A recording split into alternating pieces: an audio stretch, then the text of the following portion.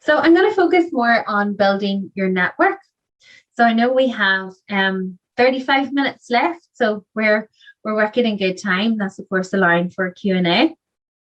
Now, focusing here on building your network is looking more so at your own personal profile. So we're stepping away from the corporate profile and focusing on our own personal profile for just a little bit. As I mentioned before, all of this is included within the presentation. So feel free to sit back and take that in, or to look at it on your own LinkedIn, on your phone or on a desktop if you're working side by side. But it's important that you are actively building your LinkedIn profile, that you are connecting with others. One of the easiest ways of doing that is to use LinkedIn search.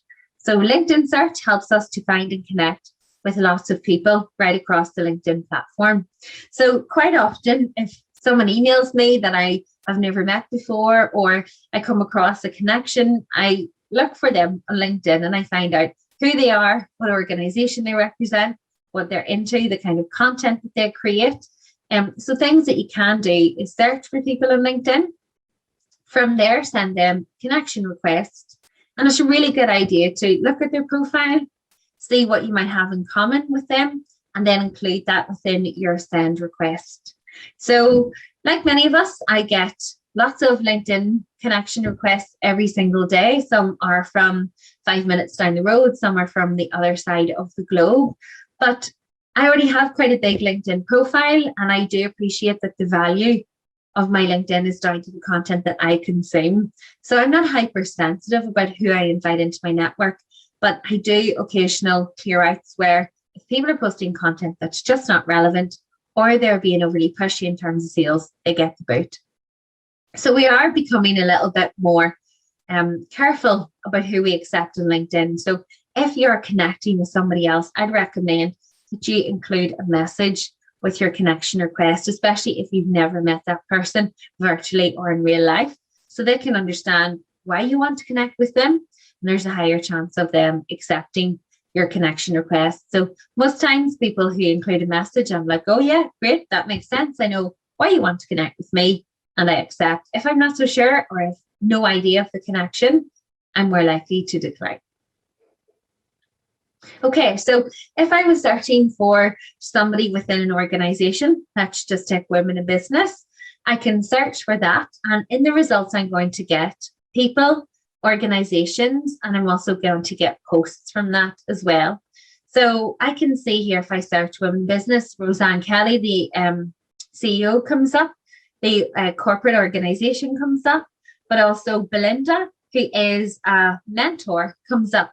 So it's not always people who are currently employed with that organization that will appear within the search. It's anyone that has a relevancy to that particular search term. So how can you show up against more searches? That's down to the content within your profile. So LinkedIn has actually provided me with one of the biggest opportunities in my career. And at the time, we did not even know it was happening. So about 4 years ago, I was doing a lot of LinkedIn training, delivering training like what I'm doing today. And I was talking about the importance of optimizing your LinkedIn profile, having a relevant LinkedIn profile picture, background picture, and also having keywords within your profile based on what you do, and keywords that you'd like people to use to find you. For me, an obvious keyword is digital marketing. Another one might be social media. Another one could be digital training. So they're keywords that I've dispersed not only in my title, but throughout my overview and my job experience descriptions. So as I mentioned, unbeknownst to me, there was a team from Avado, and Avado organise and run lots of different training programs on behalf of global tech companies and well-known brands. And there was a recruitment manager at Avado who was searching for mobile marketing specialists and mobile marketing digital marketers, mobile marketing trainers.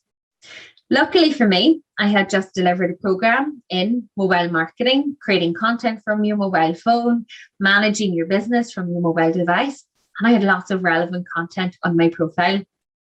So out of the blue, this connection request came through, which said, "Hi Emma, I've spotted your profile. I'm really interested to speak to you about a new training opportunity.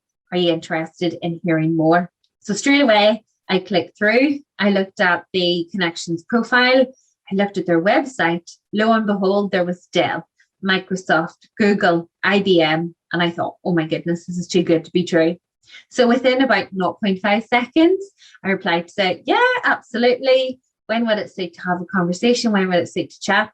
And then the very next day, I was on I don't think it was Zoom at that stage. It was probably Google Hangout call or Skype. What happened to Skype, by the way? It just disappeared into the ether. Call with the recruitment manager.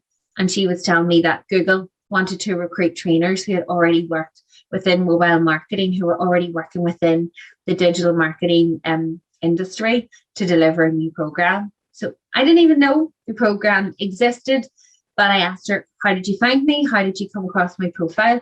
And she said, I did a LinkedIn search. And here's the keywords that I have used in order to find you.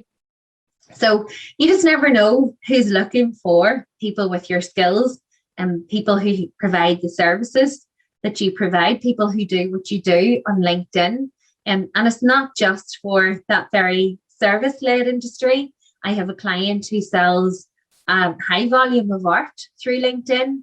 I have people who provide creative services through LinkedIn as well.